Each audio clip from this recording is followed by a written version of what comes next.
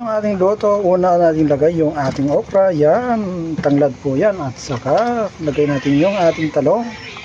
Ayan po yung tinatawag sa amin na linugab.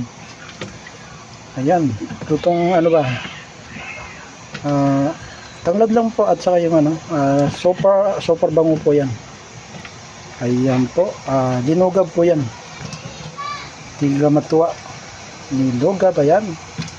Yung ating talong, ayan po, press na press po ang ating talong.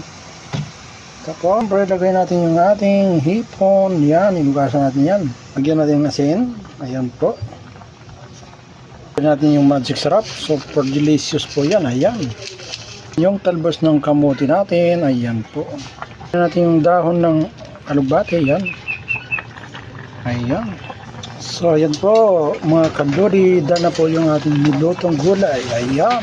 Ayan po guys, at luto na po yung ating nilutong gulay. Ayan. Thank you for watching.